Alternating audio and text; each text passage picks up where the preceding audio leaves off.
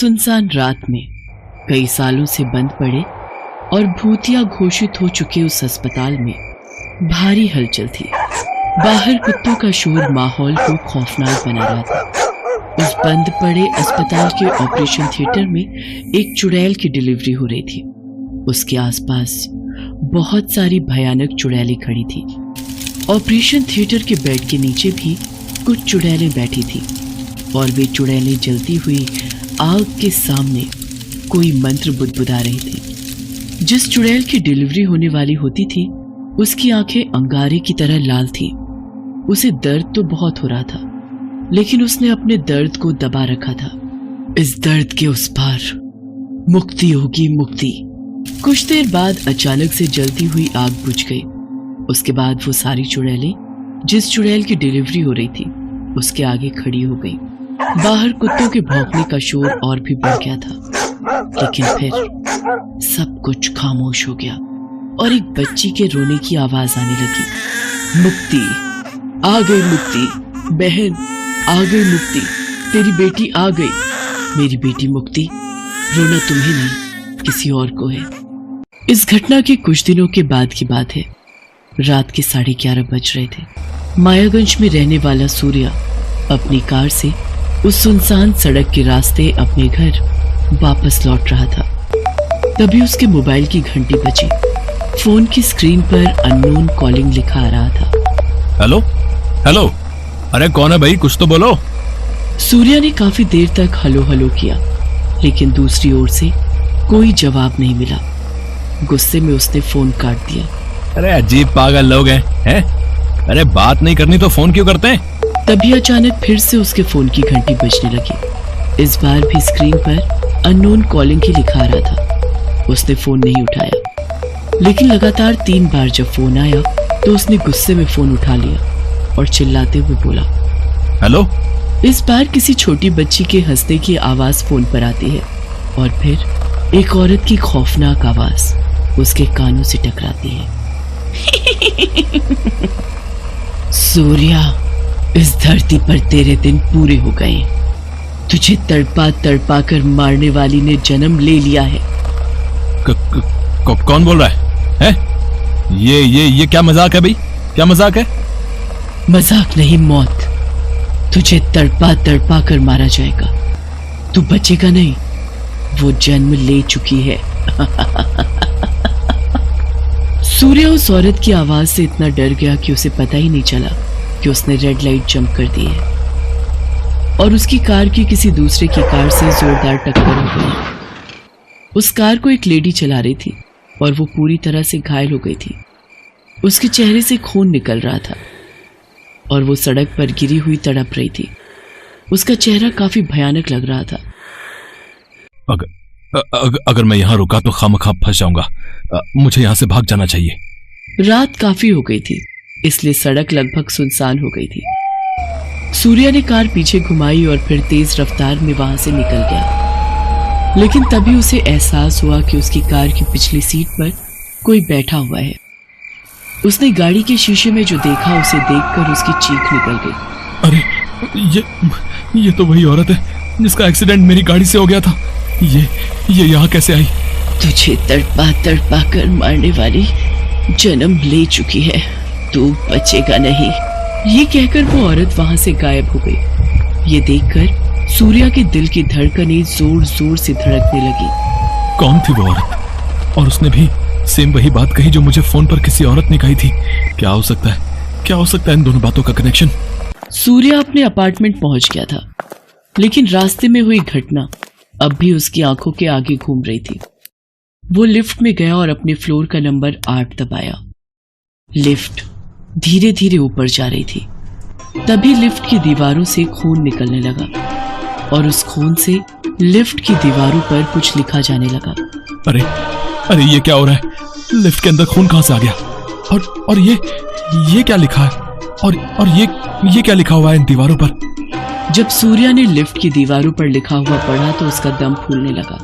उसके हाथ पैर कांपने लगे। लिफ्ट की दीवार पर लिखा था, सूर्या, इस धरती पर तेरे दिन पूरे हो गए हैं। तुझे तड़पा तड़पा कर मारने वाली ने जन्म ले लिया है। ये क्या हो रहा है मेरे साथ? ये बार बार एक ही बात क्यों दोहराई जा रही है? मैं पागल हो जाऊंगा, मैं पागल हो जाऊंगा। सूर्या लिफ्ट से निकलकर सीढ़ियों से भागता हुआ अपने घर पहुंचा और जोर जोर से दरवाजा खटखटाने लगा। दरवाजा उसकी माँ ने खोला।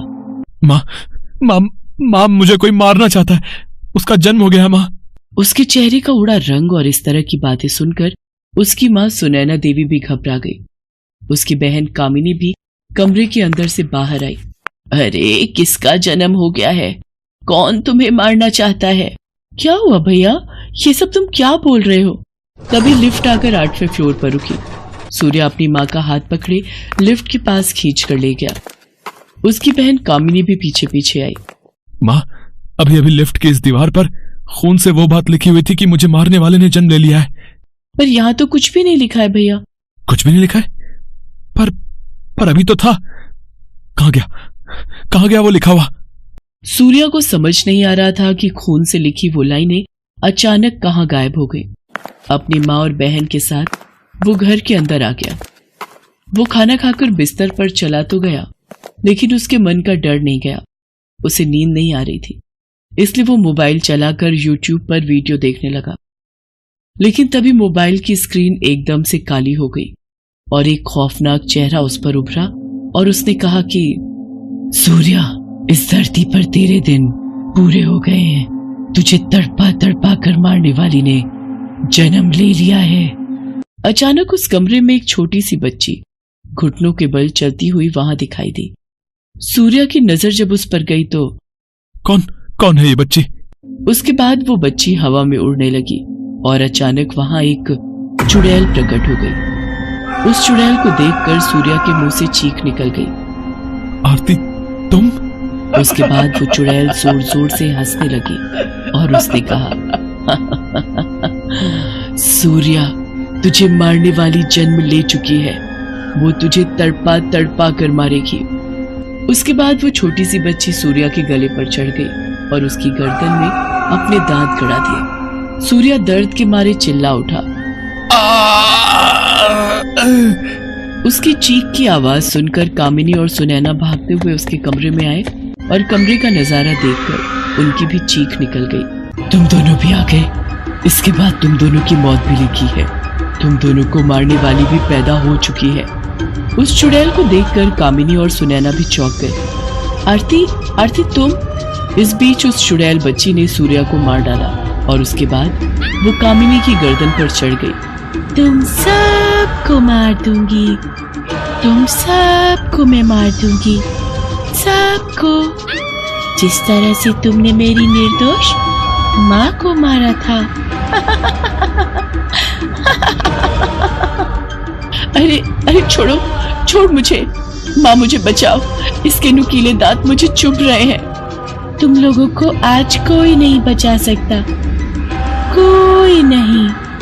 अरे तुम लोगों ने मेरी माँ को करंट लगाकर इसलिए मार दिया क्योंकि वो मुझे, यानी एक लड़की को जन्म देने वाली थी। मेरी माँ के लाख मना करने के बाद भी तुम लोगों ने उसका टेस्ट करवाया और जब पता लगा कि मैं कोख में हूँ तो साजिश के तहत मेरी माँ को मार डाला और उसकी हत्या को दुर्घटना साबित कर दिया। अरे तुम जैसे राक्षसों को जीने का कोई हक नहीं, कोई हक नहीं। चुड़ैल की बेटी कामिनी के गले में दांत गड़ाकर उसे भी मार देती है। सुनैना देवी ने ये देखा तो वो हाथ जोड़कर उस बच्ची से माफी मांगने लगी। अरे मुझसे गलती हो गई, माफ कर दो मुझे। तुम्हें माफ कर दूं? अरे तुम लोग समाज में इंसान की तरह रहते तो हो, लेकिन सच कहूं तुम लोग इंसान हो ही नहीं। तुम लोग वो राक्षस हो जिन्होंने इंसान के वेश में जन्म लिया है। उसके बाद चुड़ैल और उसकी बेटी सुनैना देवी के बाल पकड़कर उसी भूतिया अस्पताल में ले जाती हैं, जहां उस बच्ची का जन्म हुआ था। उसके बाद वो सुनैना देवी को वहां चुड़ैलों के झुंड के पास छोड़ देती है। सारी चुड़ैलें सुनैना की बोटी बोटी नोचकर उसे जान से मार देती हैं।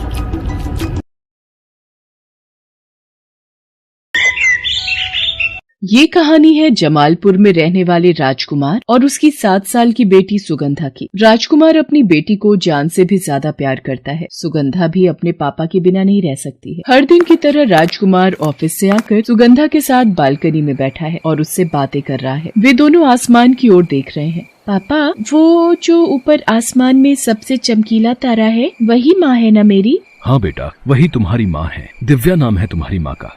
वो इतनी ऊपर क्या कर रही है पापा? वो रोज ये देखती है कि कहीं उसकी बेटी को कोई तकलीफ तो नहीं है, कोई उसे परेशान तो नहीं कर रहा। पर पापा, माँ तो ये काम यहाँ रहकर भी कर सकती थी ना? उसकी बातों को सुनकर राजकुमार की आंखों में आंसू आ गए, लेकिन उसने झट से पूछ लिया, पापा मैंने उन्हें कभी देखा नहीं, फिर भी उन्हें मेरी इतनी चिंता है। वो इतना प्यार क्यों करती है मुझे? माँ ऐसी ही होती है बेटा, वो रहे या ना रहे, पर कभी अपने बच्चों को अकेला नहीं छोड़ती, कभी नहीं छोड़ती, किसी भी परिस्थिति में, किसी भी हालत में। अब अपने पापा से बातें ही करती रहोगी या उन्हें थोड़ा टाइम दोगी ताकि वो किचन में जाकर अपनी प्यारी सी बेटी के लिए आलू के गर्मा गर्म पराठे बना सकें? पराठे? हाँ पापा, जोरों की भूख लगी है मुझे, आप बनाइए पराठे, मैं यही माँ से बातें करती हूँ। उसकी बातों को सुनकर राजकुमार ने सुगंधा को गले से लगा लिया। आई लव यू पापा। आई लव यू टू बेटा। राजकुमार किचन में चला गया और सुगंधा वहीं बालकनी में बैठी रही। माँ, तुम मुझे बहुत प्यार करती हो ना? क्या तुम मुझे पापा की तरह गले लगा सकती हो? ये कहकर पता नहीं उसे क्या हुआ, उसने अपनी बाहें खोली, लेकिन उसका पैर फिसल गया और 19वीं मंजिल की अपनी बालकनी से वो नीचे गिरने लगी। उसने उस समय अपने पापा को जोर से आवाज लगाई, पापा, पापा मुझे बचाओ, पापा मुझे बचाओ। राजकुमार ने जैसे ही अपनी बेटी की आवाज सुनी, वो भागा भागा बाहर आया और उसने अपनी बेटी को नीचे गिरते देखा। उसके बाद पता नहीं क्या हुआ, वो भी नीचे कूद गया और अपनी बेटी को हवा में ही लपक लिया। पापा, पापा। दोनों बहुत देर तक हवा में ही लटके रहे। जिसने भी ये घटना देखी, उसने दांतों तले अपनी उंगली दबा ली। ये तो चमत्कार है, चमत्कार।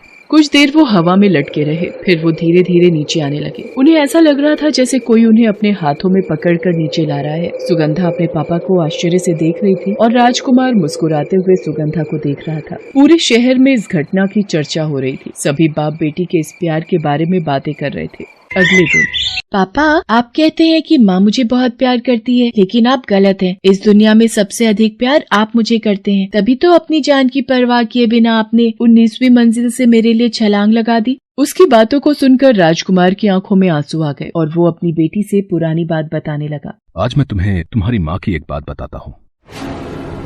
7 साल पहले जब सुगंधा को जन्म देने का वक्त आया, तब राजकुमार की पत्नी दिव्या के मन में अजीब सी बेचैनी उठ रही। वो बार बार अपने पति से कहती, राजकुमार, पता नहीं आजकल मेरे मन में एक डर सा बैठ गया है। डर? कैसा डर दिव्या? मान लो डिलीवरी के समय अगर मुझे कुछ हो गया तो मैं अपने अंदर पल रही नन्ही सी जान को कैसे प्यार करूंगी? ये तुम कैसी बातें कर रही हो दिव्या? भला तुम्हें कुछ क्यों होगा? देखना, हम दोनों मिलके अपनी होने वाली संतान को प्यार देंगे, बहुत सारा प्यार। धीरे धीरे दिव्या की डिलीवरी का समय नजदीक आ गया। उसे अस्पताल में भर्ती कराया गया और उस रात डिलीवरी के समय सब कुछ गड़बड़ हो गया। वो दर्द से चीख रही थी। डॉक्टरों के चेकअप के बाद सब कुछ क्रिटिकल हो चुका था।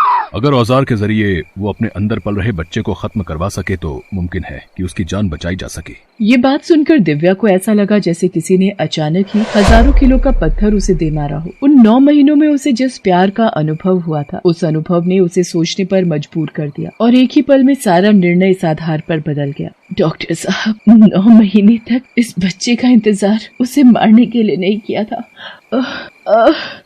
मैं माँ हूँ उसकी, मैं ये कभी नहीं कर सकती, कभी नहीं।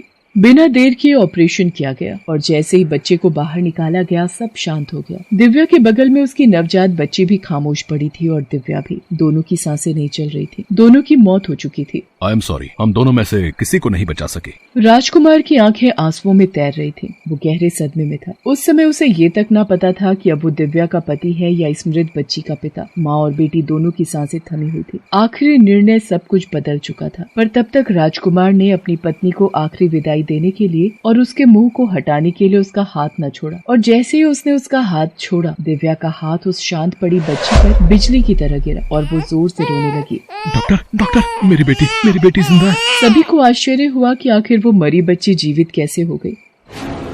पापा, मेरी माँ मुझसे इतना प्यार करती थी, वो भी बिना मुझे देखे हुए इतना बड़ा निर्णय ले लिया। हाँ बेटा, और कल जब तुम बालकनी से नीचे गिर रही थी तो भी तेरी माँ ने ही तुझे बचाया। दिव्या अपनी बच्ची को बहुत प्यार करती थी। वो हमेशा उसके आसपास ही रहती, उसे बिना बताए और बिना दिखे। उस दिन जैसे ही दिव्या नीचे गिरने लगी, उससे रहा नहीं गया। उसकी आत्मा राजकुमार के शरीर में प्रवेश कर गई और उसने उसकी जान बचा ली। इस तरह तेरी माँ ने फिर से एक बार तुझे बचा लिया मेरी बच्ची, एक बार फिर से तुझे बचा लिया। अपने पापा की बात सुनकर दिव्या की आंखें भर आईं। वो आसमान में उस तारे की ओर देखने लगी और उसे दूर से ही गले लगा लिया। तभी सुगंधा को भी एहसास हुआ कि किसी ने उसे भी जोर से गले